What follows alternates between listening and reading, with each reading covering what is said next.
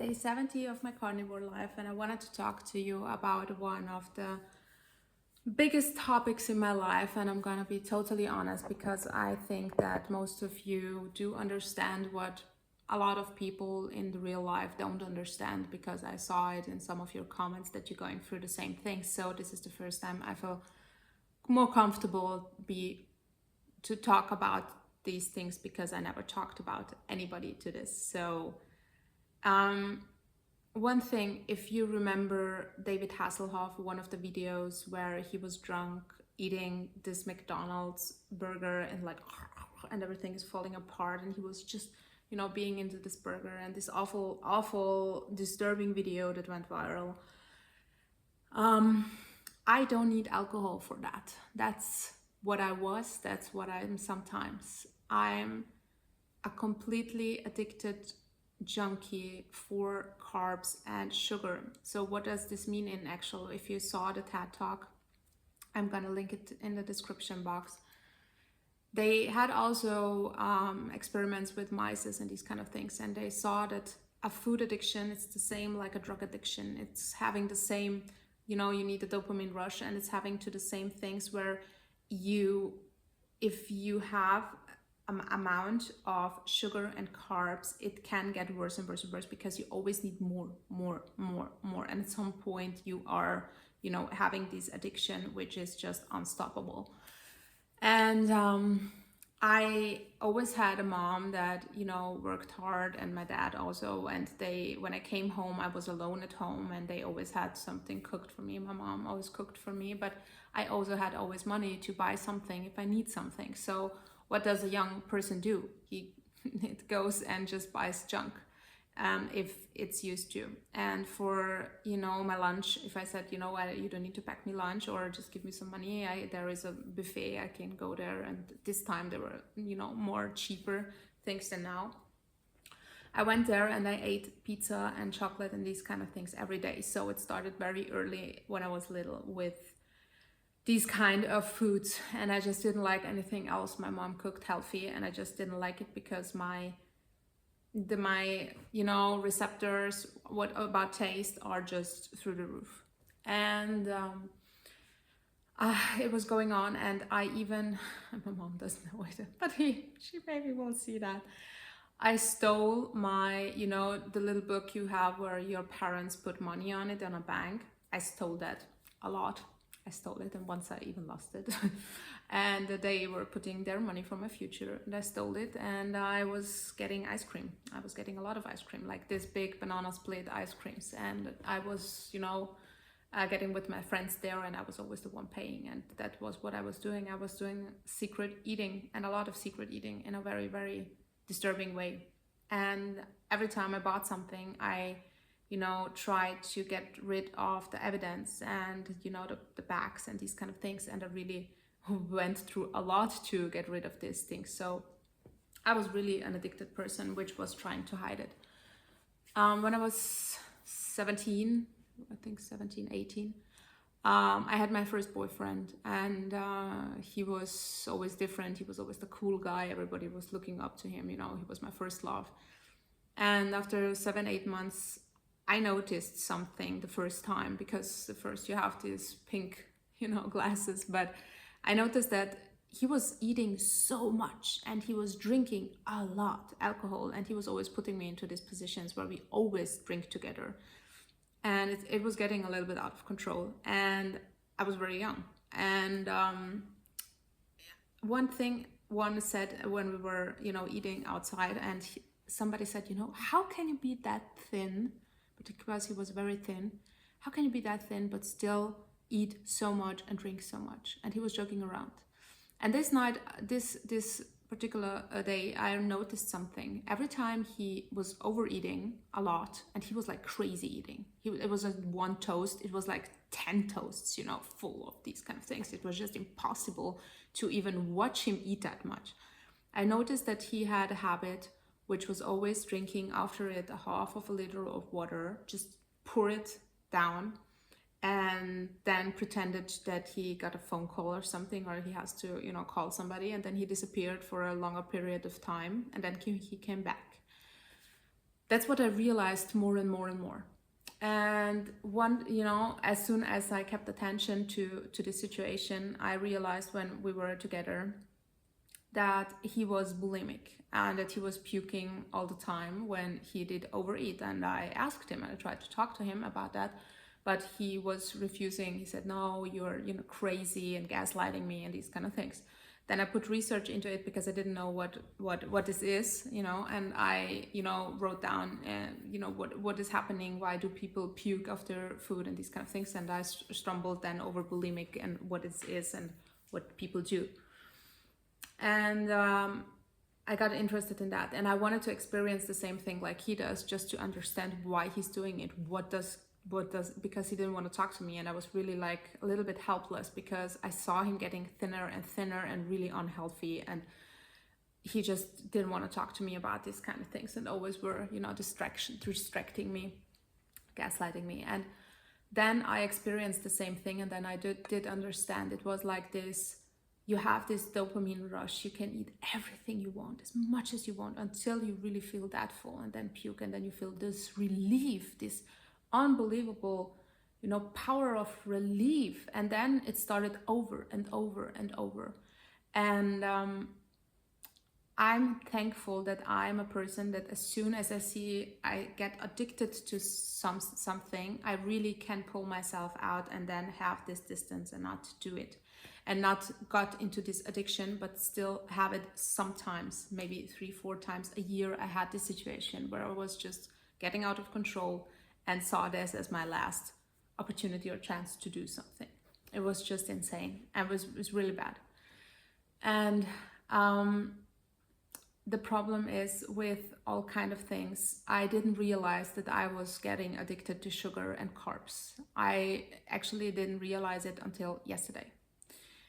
Really realized it. And why this all happens is that addiction, so many people just don't understand addiction if they never went through it. You don't understand what is going on in your head when you are addicted, and you are like a crazy person and you cannot stop yourself. It's impossible to get out of addiction. The worst thing people can do is just to say, just stop it. It's so easy. Just go liondiet. Why do you eat your sugar? You have the best why, and these kind of things. It's just the worst thing you can say to an addictive person. It's the worst thing, because what is going on in an addicted person's head is like, you're telling me not to do something, I'm gonna do it. And that's why I'm so sensitive also to people triggering me in this kind of direction and forcing me into something. That's why I always say it's my own journey, because I need time. I need time to figure these things out, to work against these addictions, because I know how powerful it is with me. And most of the time when I was eating, you can imagine David Hasselhoff, that was me. I am this person. I looked like this. I was, being afraid that somebody will barge in and see me eating. And that's why I didn't just eat one fry like this. I was eating that much and just stuff it in, just to have it in my system. And it was really getting ugly. And I can tell you about addiction. Also, one colleague of mine, she's addicted, or not now, but in the last company, she was addicted to labello, this thing you put on the lips. And I didn't notice it. We were making fun because she had this thing full of about 20 of these labellos, and the same brand. And we asked her, why do you have that? And she was like, yeah, I'm just, scared to get, have not enough. And we were like joking around and making fun of her. And I realized that she was very sad, when we joked around, and she didn't understand this as a joke. So I was thinking about, okay, what is wrong with her? And one day, that was the only day, she forgot this thing at home. And I never saw this person act like this. Never. She was crazy. She was angry. She was screaming with everybody. She was scratching her hand. It was insane. And that to see was really disturbing. And I saw her lips crumbling up and really being dry. And labello has something that is addictive in it. And that's the worst thing about our society. Not only food has it and these kind of things, it's even labello, things you put on your lips that should help you with dry lips, has something that really makes people addicted. And she's not the only one I know that is addicted. And I used it, a few times when I had these dry lips, and then I saw what's happening. It's just getting more dry than after, and that was the problem, because it really hurts. It really hurts. So I realized that and just stopped using this product. But most of the people don't realize that and just start using it because they think that that's the only thing that can help them. And she was bleeding even. It was really crazy. And then I said, you know what? Go and pick up your stuff. I'm gonna handle it here. Just go. She went there, she came back, she used the labello, and she was the normal person again. So you never know what addiction people have. And you always have to be very supportive and understanding and not making fun of them. That's something I learned, Dan, because you never know what people are going through in the end. You never know. And you never know what's causing an addiction. Somebody even may have a spinach addiction. Who knows, Because this labello addiction is also something I didn't realize that it's possible in this way. For me, it's carbs and sugar. So I could get rid of these bulimic situations after a while, when I got rid of my boyfriend, actually, because it was just getting out of control. The whole situation was just crazy, with his alcohol and these kind of things, and just smoking every day. And we were spending our time, most of the time, in a gas station. Like these drunk people. I don't know if you have it in America. We do have it here. There are most of the time very drunk people just sitting there gambling, drinking, smoking, and that was me with 17 years old. I was feeling like the cool kid, always spending time with the guys, and it was like being cool, and yeah, I can drink more than the guys, and they were like, oh yeah, oh my gosh, you can drink more, and there was like just having this dopamine rush all the time, with the sugar, with the alcohol, with the people, with the celebration of me as a person. And it's just bad to even think about it. Honestly, I didn't think about it now for years. And that's what went on and on and on. And my carbs and sugar addiction is getting out of control, even when I got my son and these kind of things, because I was hiding it. I was hiding it so hard. I always went to, I have just to pick up something. I just have to say somebody hello. And the reality, what I did is I went to the gas station or somewhere, just take something, eat it in the car, drive somewhere to put the trash away so nobody will see, and then just come back and act normal. When somebody tried to hold me back to not go there or to do these things, I was getting aggressive. I was so aggressive. I was just screaming at the people and gaslighting them. And that's what addiction looks like. And that's something you really need to understand. Before I went carnivore, I was still this person. I was still this aggressive, addicted person. And it's impossible in 70 days or even a year to go from 0 to, from 100 to 0, and just to work with that. Because when you are addicted, this is the worst thing actually what you can do to your body. That's why, there are programs for addicted people which are not just taking away the drugs from them, but putting them into these, substitutes for drugs, just to get it out of their system and bring them slower and slower and slower to this point. So this is actually what you should do also with carbs and sugar if you know that you're addicted. But that's a problem. I went from 100 to 0. I went full carnivore. And in the beginning, in the first 30 days, what happened in the first 30 days? I was always honest. And the things that I tried to use were protein shakes and these kind of things, because they contained the sugary part and they were giving me this energy, and the fruits. So these, not the energy, but these dopamine shocks I needed. So I did have most of the time full carnivore, but I did have 10 days in the first month, which were actually sometimes fruits, sometimes protein, yogurt, and these kind of things. So I was varying, but I was doing amazing, and I was so surprised that I did so good. Honestly, I was so surprised.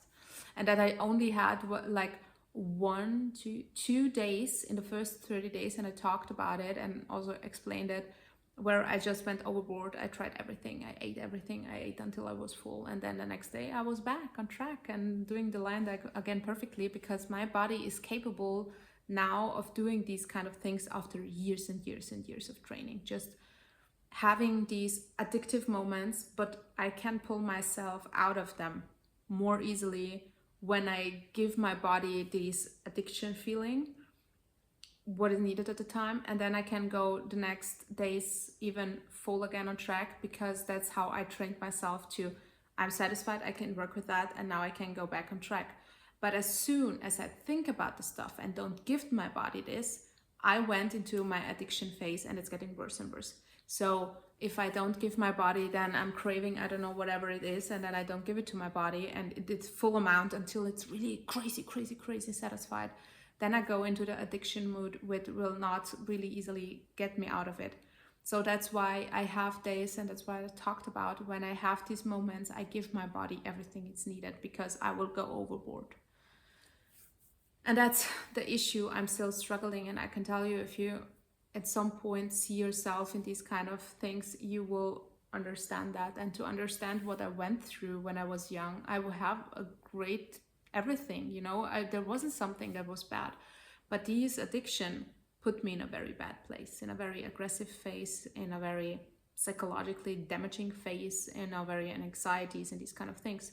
And people ask me why I have tattoos. I don't have just tattoos because I like them. I don't, and it's covering up my scarves, because when I was young, I was feeling the need and the psychological need to really hurt myself, just because I wasn't capable of working with these kind of emotional stress, and I was hiding everything from everybody. I was just hiding my problems, my situations, everything that what I went through. I was just hiding it constantly. That's why when I was growing older, I started sharing everything and being honest about it, because I knew how much this put me into stress, and I always wanted to be, you know, for my son also the good example, just to share and to understand that life really can be shitty sometimes and these kind of things, but just, I'm honest, please be honest with me, these kind of things. So my son knows everything. There is no lies, there is no, he's too young for this. If he asks me something, I answer it. And the same thing applies to this channel as well for me. I am, if I'm being asked, if I say something about my day, I'm not gonna fake it. I'm not gonna say that I'm this superpower woman, and I don't know. That's not what I think the world should look like. I think honesty is key. And I can tell you from when I was young, these hiding situations, that's what I'm 100% sure, because I saw it with so many influencers, knowing them in private, not in the carnivore world, but in the fitness world, because, you know, of my career before.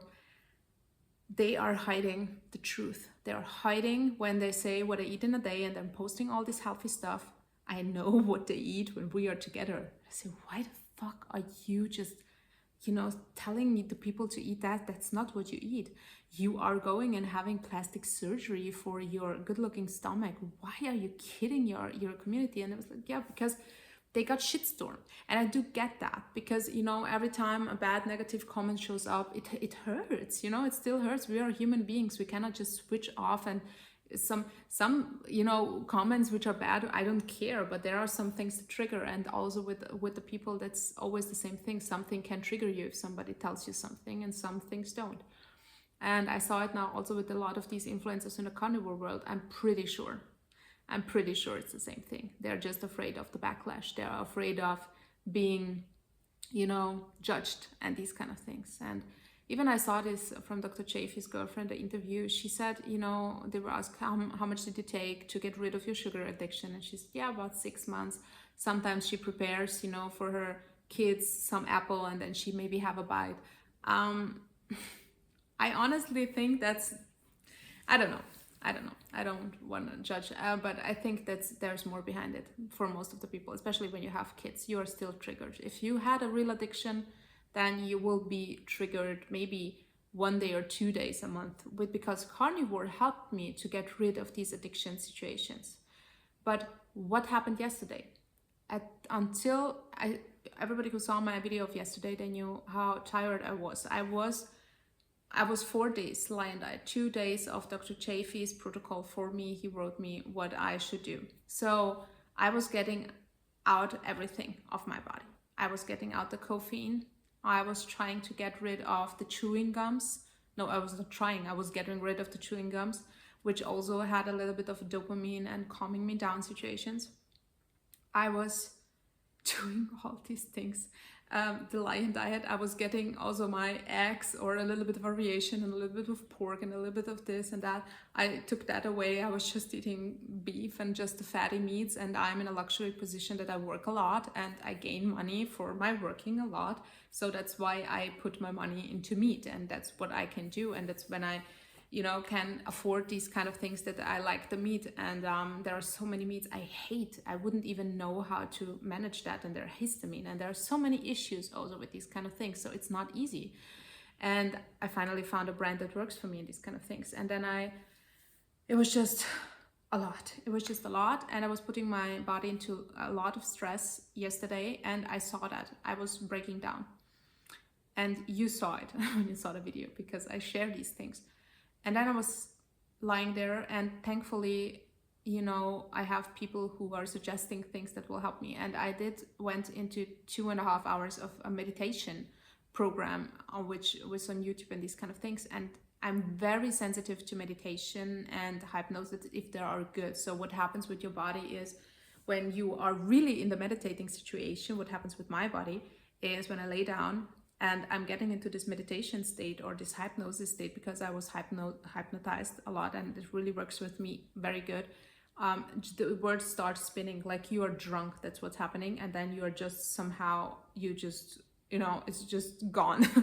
So that happened to me, and I was so happy, because finally I could just close my brain, and I was just sleeping. I was sleeping like for 4 or 5 hours. I did finally got my energy back. And then I woke up and did the Haberman, because I was very tired. My son woke me up, so I wasn't ready to wake up. And then I did the non-sleep protocol from Dr. Haberman, and that helped me to be awake. And when I went up, I was around 4 or 5. I was full of energy again. I was fully there. I was charged. I was going out. I was preparing stuff, and my mom and my son weren't here.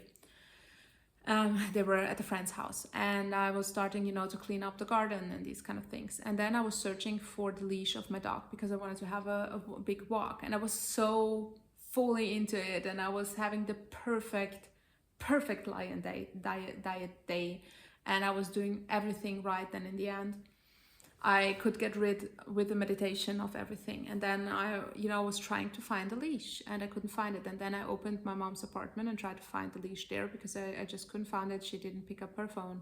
It was that little of a situation, And I went in, and it was just a habit. I didn't just it was just a habit, me going to her apartment and opening the fridge. I don't know why I'm doing it. It was just a habit that I'm used to it when I was little and everything. Every time I walked into the kitchen from my mom, I just open the fridge, even if I'm not hungry, even if I don't want anything, I'm just opening it and looking. And I saw an apple, small apple. It was nothing big. It was a damn fucking small apple. And I didn't even think about it a second. I was just grabbing the little apple and started eating it. And when it was done, I realized it at the moment. I was like, whoa, that was an apple. I shouldn't eat an apple. An apple is triggering me. And suddenly my brain went numb. My brain went completely numb. And it was triggering me so hard. And I was like, being at home, scratching my hands off. That's what addiction looks like. I was scratching. I wanted to feel it. I had this extreme addictive situation. I was so hooked because of a small fucking apple. And I was like, I need sugar, I need carbs, I need sugar, I need carbs. I need more apples. I need even more apples. That would be the safest position for me. I went down, I was searching like an addicted person for more drugs. In this case, it was another apple, and it was brown, and I was just cutting out the brown parts and had a half of the apple still left. And then I was getting out of control. And I was like searching for my mom's apartment. I was like, where are the drugs? Where are the drugs? I need drugs. What sugar and carbs does she have? And I was searching. And then I found honey, and I was eating 2 tablespoons of honey. And I was like, I need more. It was insane. It was really insane. I came back home, and I was like, I need something. My mom has the car. What should I do? I wrote her. She called me. They're coming back home. And I said, please buy me protein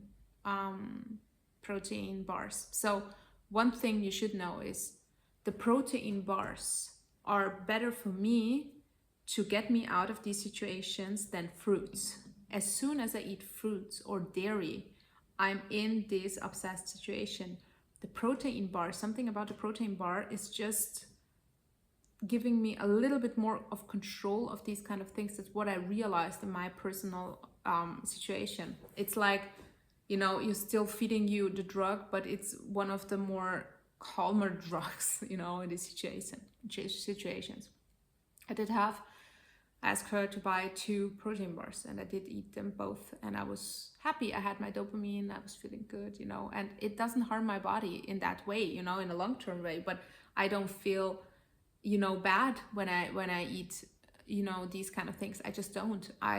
Carbs with pastries, I do feel bad, and with fruits and vegetables, but with just sugar and high processed food, my body built up a tolerance to that, so I don't have issues when I have that. So that's what's difficult about also this situation, because when I know what to eat.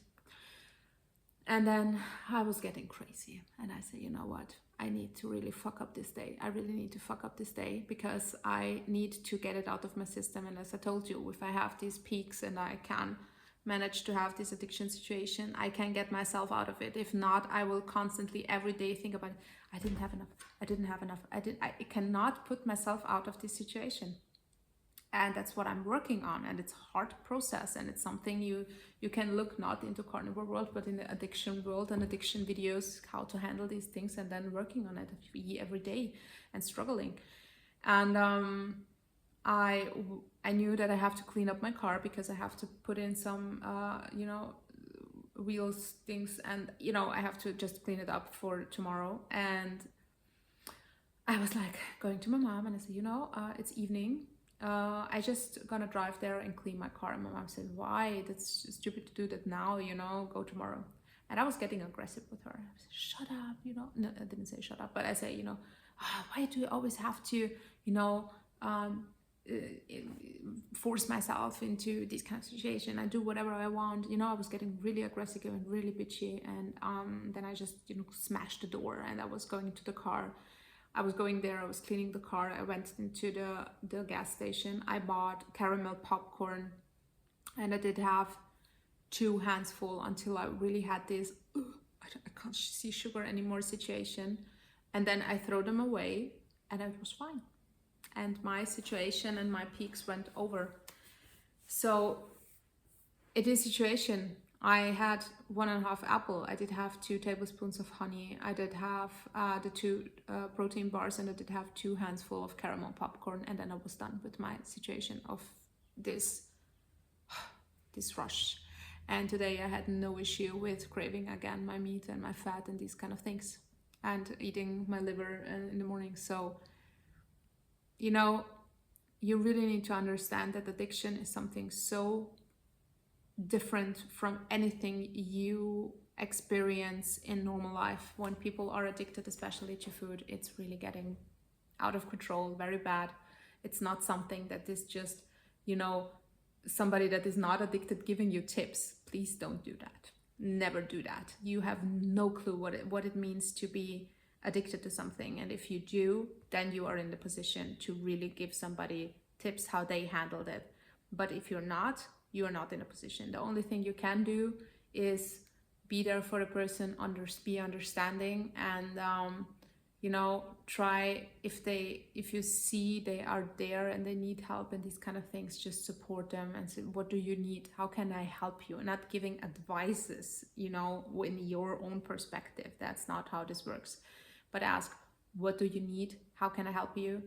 And yeah, I told my mom yesterday, I say, I don't know, we maybe really need to switch my keys so I don't have access to her apartment, because I'm an addicted person, and if I have access to an apartment, my apartment doesn't have that, and if hers does, it triggers me, and I'm not there yet, and maybe I will be in a few months, because carnivore does really help with these kind of addiction situation a lot for me. And that's why I always know why carnivore, the lion diet, is the only way to go.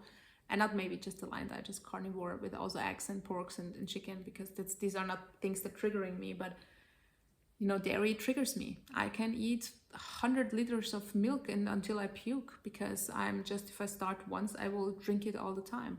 So whipped cream, the same thing. So I really need to be careful with dairy. That's why I don't use it. It's the same addiction part to me as everything else. So this is why I'm going this hard approach as much as I can.